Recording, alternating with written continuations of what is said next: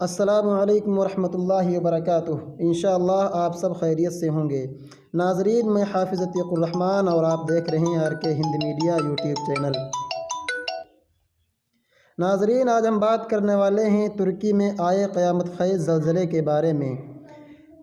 نئی دہلی، جمعیت علماء ہند کے صدر مولانا محمود اسد مدنی نے جنوبی اور وسطی ترکی میں قیامت خیز زلزلے کو دور حاضر کا سب سے زیادہ دکھ اور صدمے والا واقعہ بتایا ہے، اور اس سلسلے میں جمعیت علماء ہند کی طرف سے ہر ممکن مدد کے لیے اپنے عزم کا اعادہ کیا ہے۔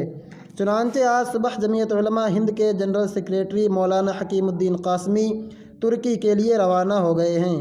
انہوں نے فون پر اطلاع دی ہے کہ وہ استنبول پہنچ چکے ہیں۔ مقامی ذمہ داروں سے ملاقات کا سلسلہ شروع ہو گیا ہے۔ وہ جنوبی اور وسطی ترکی کے تباہ حال شہروں کا دورہ کریں گے اور وہاں متاثرہ اور بے گھر افراد کی امداد و تعاون کے امکانات کا جائزہ لیں گے۔ واضح ہو کہ جنوبی وسطی ترکی میں مائنس سردی کا سامنا ہے۔ لاکھوں بچے، بوڑھے، خواتین کھلے آسمان کے نیچے زندگی گزارنے پر مجبور ہیں۔ ایسی صورتحال کا جائزہ لیا جانا اور راحت رسانی وقت کی ضرورت ہے۔ اس کے مد نظر جمعیت علماء UK کی ٹیم بھی وہاں پہنچ گئی ہے۔ بھارت سے جمعیت علماء ہند کا بھی ایک وفد ترکی کے لیے جلد روانہ ہوگا، جو کاموں کو آگے بڑھانے میں دست تعاون بڑھائے گا۔ واضح ہو کہ ترکی کے 10 صوبوں میں اب تک کی دریافت کے مطابق 50,000 سے زائد انسان لقمہ اجل بن چکے ہیں۔